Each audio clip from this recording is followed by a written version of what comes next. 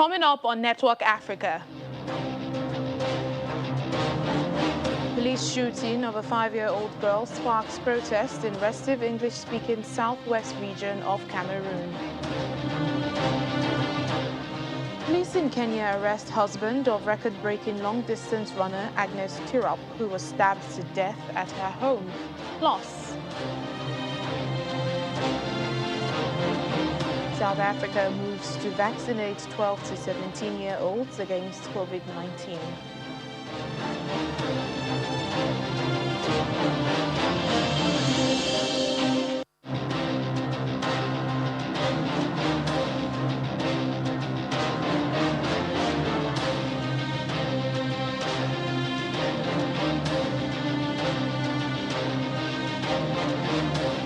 Hello and welcome to the program. I'm Layo Adegoke. The shooting of a schoolgirl by a policeman in one of Cameroon's English-speaking region has sparked protest and tension in the troubled area. The 5-year-old was said to be traveling with her parents in a car towards a checkpoint in the city of Bua when a policeman opened fire. Protesters were also waving 500 CFA franc notes, which they said was the amount the police had asked from the car driver as a bribe, that in turn led to a confrontation. A mob in Cameroon has lynched a military police officer after he shot a 5-year-old girl dead earlier this week. That's according to the country's defense ministry on Thursday. The girl's death sparked a major demonstration across Bua, the capital of Cameroon's English-speaking southwest region.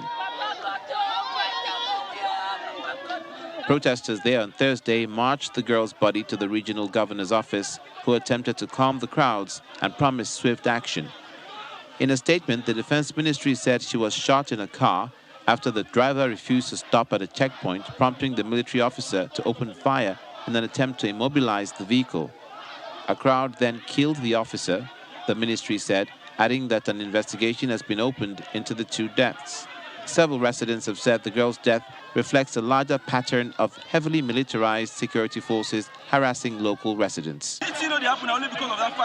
This didn't just happen because they refused to pay a bribe of 500 CFA. It's too much. Around the town, we don't know who's a thief. Because if you're clean and you walk around, the security people will stop you. They will say you're a scammer.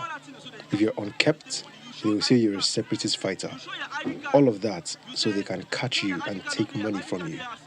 If you have your ID card or you don't have your ID card, they will still collect money from you.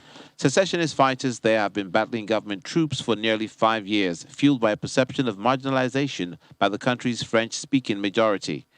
Over 3,000 people have been killed and nearly 1 million displaced, with both sides accused of committing atrocities.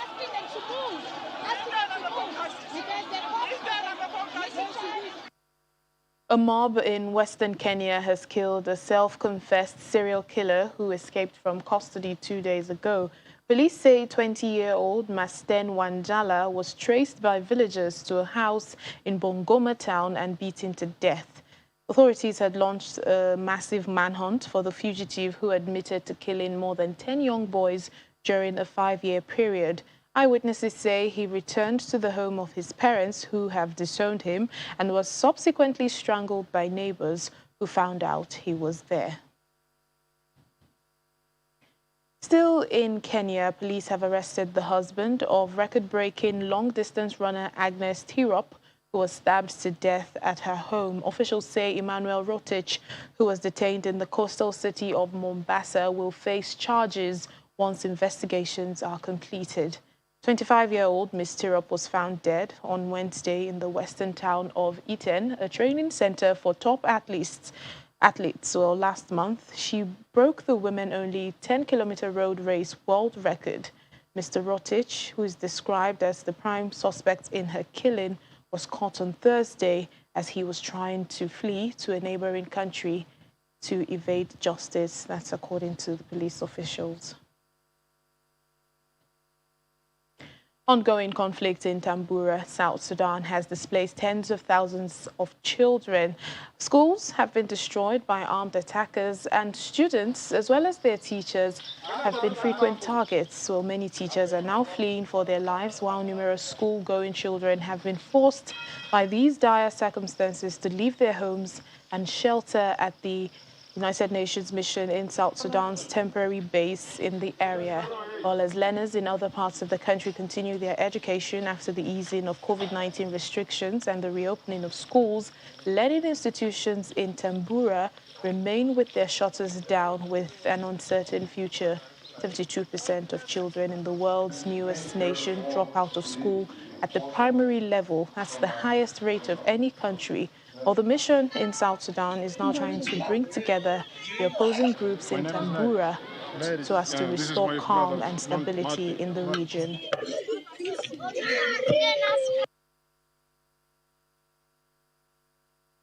It's only just because of this war. Suppose if not, I will go back and finish my education. Now, because of this war, even I can't move anywhere. I just staying. I brought a very setback. Now, at least at this time, according to me, those who are in the camp here, and that should be at least a school for them still till when peace comes, because we cannot leave them stay as they are at this time. This should be opened. 47 people who had been kidnapped by Islamists in northern Mozambique have been rescued and returned to their families. Standby troops for Southern Africa's regional bloc, SADC, carried out the mission.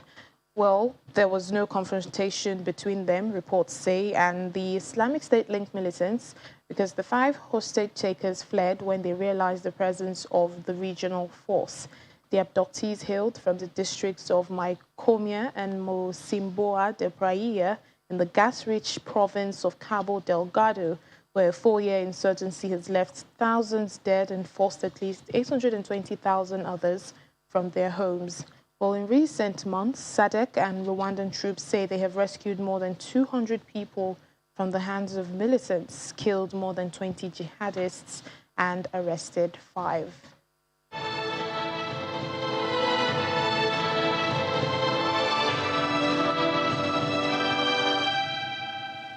The United States is pledging an additional 17 million coronavirus vaccines to the African continent, which is lagging way behind in the world in vaccinations. The vaccines will be distributed through the African Union, and President Biden says the one-time donation of Johnson & Johnson vaccines will be distributed immediately, mainly in African countries facing shortages. Well, the announcement was made during a meeting between President Joe Biden and Kenya's leader Uhuru Kenyatta. The meeting at the White House was President Biden's first with an African leader. Kenya is the current president of the UN Security Council. President Biden and Kenyatta also said they will cooperate to find a peaceful resolution to the conflict in Ethiopia, where thousands are living in famine-like conditions and millions face a humanitarian crisis. Fight against terrorism globally, the United States has... For a new assessment by the World Health Organization shows that only 14.2% or 1 in 7 COVID-19 infections have been discovered in Africa. WHO Regional Director for Africa, Matshidiso Moeti, made this known at an online press conference in Brazzaville, the capital of the Republic of Congo. According to information released, more than 42,000 new cases were confirmed on the African continent in the past week, bringing the cumulative number of confirmed cases to over 8.4 million and the total deaths above 214,000.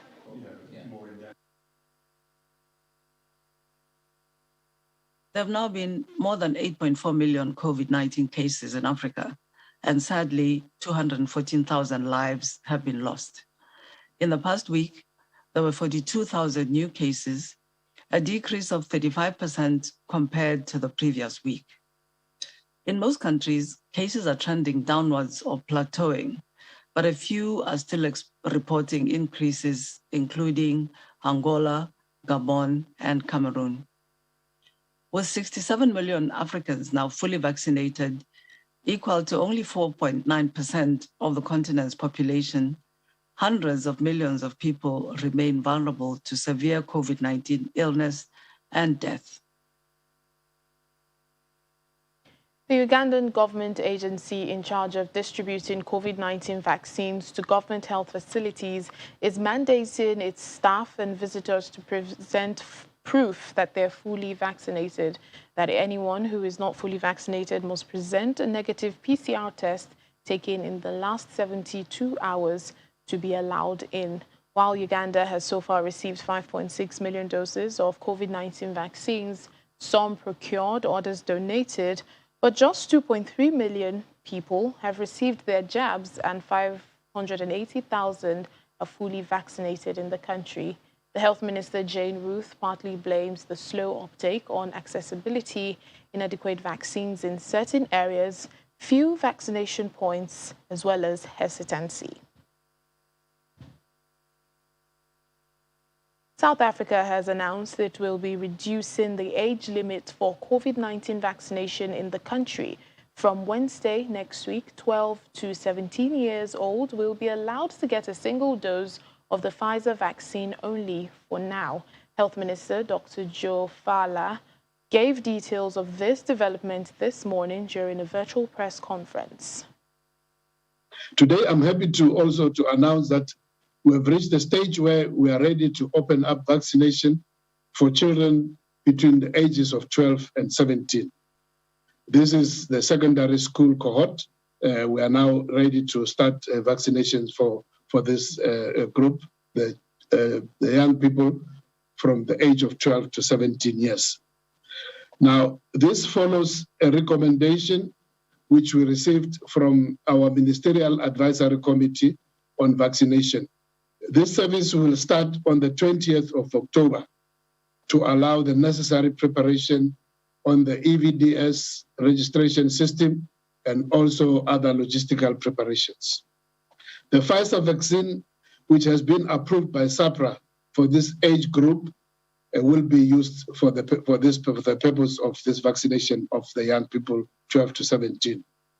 The vaccine Ministerial Advisory Committee advised that for now, we should only give one dose of Pfizer while assessing information which suggests that in few cases all over the world, there has been some short-lived cases of transient myocarditis after the second dose.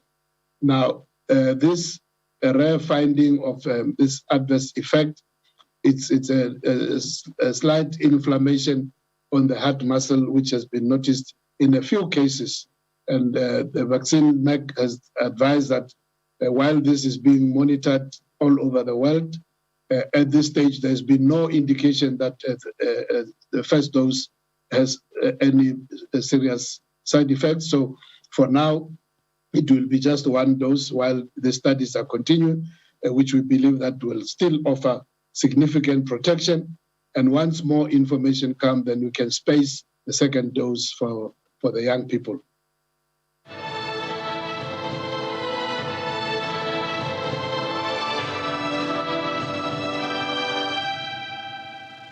Still to come on the program. It's National Cybersecurity Awareness Month, and on our Africa Tech segment, we'll be discussing how to be safe and secure online.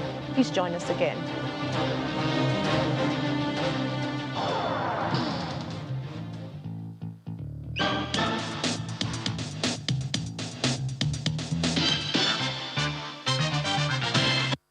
Welcome back to the program and welcome to our Africa Tech segment. October is National Cybersecurity Awareness Month, an annual event that focuses on raising awareness about cybersecurity through awareness and sensitization campaigns. It's also a time of the year to provide the public with general knowledge and tools to help them keep safe when surfing the internet. This year's theme is Do Your Part, #BeCyberSmart. And this encourages individuals and organizations to own their roles in protecting their part of cyberspace and the importance of taking proactive steps to enhance cyber security. Joining us now for more on this is Confidence Stavely, an ethical hacker. Hello, Confidence. Thank you for speaking to us. Hello. Thank you so much for having me. Well, let's begin with how important this month is, creating awareness on cybersecurity. Thank you so much. So Cybersecurity Awareness Month, generally gives us a platform and gives us a spotlight to do something that really, really is essential, which is using awareness as a major way of preventing cyber attacks that emanate from the human-centric loopholes. So the loopholes that the human being has when interacting with technology that are often exploited by cyber criminals. Unlike computers, human beings, we feel emotions like desire, like fear, like greed, urgency, panic, excitement, we trust, and we're also curious. And these emotions are not by themselves bad, but they are usually exploited by cyber criminals to cause technology users like yourself and myself to take harmful decisions or harmful actions and divulge sensitive information. So in this month, we are able to share useful information that technology users can actually use to protect themselves. Also this month affords us the collective efforts as cyber professionals to educate everyone around us around the risk associated with the digital world. I mean, technology, like everything else, has its advantages and also has its risk. And if you don't take care of the risk, then you're going to be in problems. And so I particularly like this year's theme, which is Do Your Part. And it shows that we all have a collective responsibility towards ensuring that we are cyber safe. It's not one person's responsibility. It's not your vendor's responsibility only. It's not your technology provider, it's not your bank's responsibility only. It's all of us that are collectively responsible for technology's cybersecurity. Do you have a strong password at the moment? For example, are you using a good or paid antivirus? Do you just jump on any public Wi-Fi that's available to you? Do you know how to, do you know how to identify a phishing link? Have you turned on two-factor authentication, for example, on all your online platforms? I mean, these are all questions you should begin to ask yourself, and this month affords us the opportunity to have these conversations. Well, you've touched a little bit on my next question, and in doing your part, what practical steps can individuals take in being safe online? Yeah, so the steps are different from individuals to say organizations. The steps are really different. I've named a couple of them, which is good password hygiene. We find that passwords, people are using the same password on multiple platforms, and cyber criminals know this. So when your Instagram is hacked, you find out that they easily also hack your email account, which makes it almost impossible for your account to be recovered. So it's important that you have good password hygiene, choose strong and unique password per platform. And one hack I share with people a lot of times is that although you can't remember all of the passwords for all your unique platforms having unique passwords, you can't remember all of them. But what you can do is you can use a password manager to store your passwords, so you don't have to remember them. You only have to use one password to remember, to open your password vault, which is your password manager, and you have access to all of your passwords. Another very practical thing you could do is have an antivirus that is actually one you pay for, and one that is not free, and one that is not cracked. Because you see, all those cracked antiviruses, there can be backdoors you're giving the cyber criminals to get into your devices. And of course, turn on two-factor authentication everywhere possible. It makes it a lot harder for cyber criminals to gain access to your information or to your accounts. And do not divulge sensitive information. I mean, people get called up on the phone. Something's happening, you're in the same PTA group. Okay, the code that appeared on your phone, give it to me. And people get WhatsApp accounts hacked. People get one-time passwords stolen by people calling them over the phone, and their accounts are emptied. So it's very, very important that you know these basic steps. And for organizations, it's important that you have the basic, protections in place, like a firewall. You have your network being watched and filtered for any malicious activity. It's also important that you have a good cybersecurity response plan, because it's not about if a cyber attack is going to happen, it's when. So you should be able to be ready for when it happens, and you're able to respond fast and quicker. And that way your business can bounce back faster. Well, cybercrime is a major concern for both individuals and organizations around the world, because data breaches continue to dominate the headlines. Well, in what ways can we stay current on the cyber threat landscape? I'll say from the organization's perspective, it's important that organizations actually invest in threat analysis and ensure that they are able to stay ahead of the cyber criminals by taking note of what's happening around the environment, around the threat landscape, and take note of those and put in measures before time. So for enterprises, I'll definitely say you can outsource that as well to a service provider and ensure that that information is getting to you on time and it's actionable, that you can do something. It's called threat intelligence. You can do something with that information. And for individuals, you can say that cybersecurity is not my thing. It doesn't concern me. But by the time your account is emptied, by the time your online showcase is brought down and your livelihood is threatened, you know that it actually concerns you. So it's important that you follow platforms that share information about the recent trends and attacks and how to protect yourself. CyberSafe Foundation is actually really charged with that, and every week we are sharing updates on those issues and how to protect yourself. So if you follow CyberSafe HQ on social media platforms, we'll definitely be providing you information. And there are many platforms like ours that actually share this information. So concern yourself with learning about them and taking the information you're being given and action them in your own space. All right then, Confidence Stavely, Cyberspace Foundation founder, thank you so much for speaking to us on Africa Tech. Thank you very much.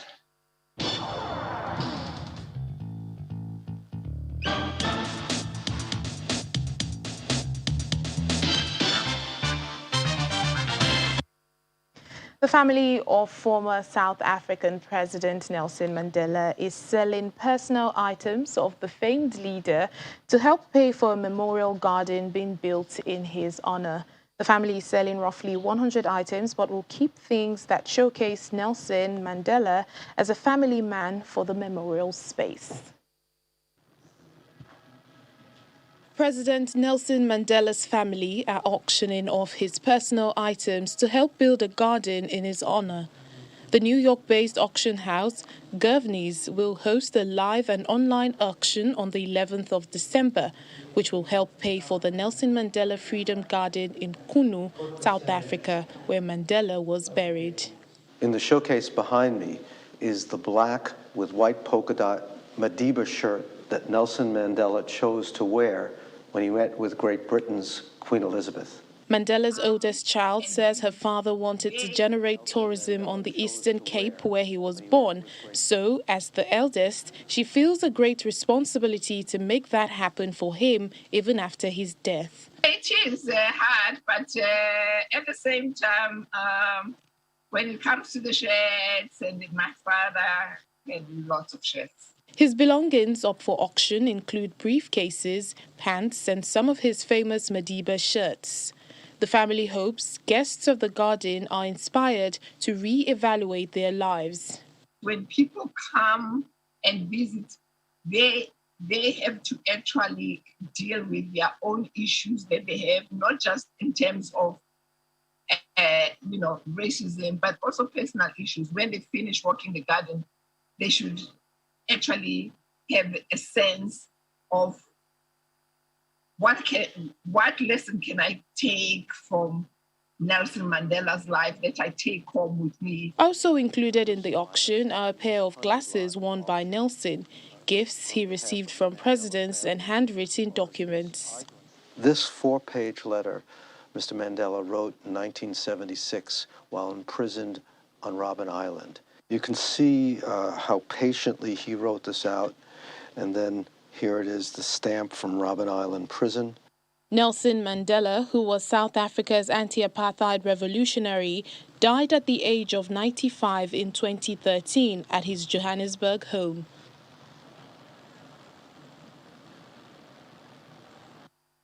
"28-year-old Egyptian female soccer coach Farida Salem started her own academy to help inspiring women footballers achieve their dreams. Her talent sent her to Canada to play professionally for a few years, and upon returning to Egypt, she has decided to inspire young girls. Farida Salem played side by side with male counterparts for the most part of her career as a female footballer in Egypt. She began her pursuit of professional soccer at 12, but could only play on the men's team for lack of similar teams for women at the time. In January 2019, she founded Empower Academy, a place for young girls between the age of 5 and 18 to pursue their love for soccer. The idea of the academy started when I was young, as I could not find soccer academies for girls. I used to play in boys' academies. I was constantly told that I cannot play certain games. I cannot participate in the league because it is a men's team. They made me play in positions that I did not want, like a defender or a goalkeeper. I felt uncomfortable. I had the idea since I was young that I can fix what was not available. I wanted to offer a chance to girls at a young age to train in a place that is comfortable to them, where they can train with other girls and be given due attention. The academy aims to prepare a new generation of women footballers in a country where soccer is predominantly a male sport. Empower Academy's team, in cooperation with the privately owned ZFC, will participate in this year's soccer league for under 14 and 16. When I came to the academy, my technique improved. I realized that I can think better inside the pitch. I know whom I should pass the ball to during the game, and I can also decide before I receive the ball. The country's women's national soccer team was founded in 1999. While nearly 12 teams participate in the National Soccer League, major football clubs like Ahly and Zamalek do not have female teams. In March, CAF opened the bidding for the first Women's Champions League, and the Egyptian Football Association called on clubs to form women teams. So we attack the ball. If you catch the ball here or here, then it came. And that's it on the program for today and for the week. Thank you so much for watching. I'm Layo Adegoke. Have a lovely weekend.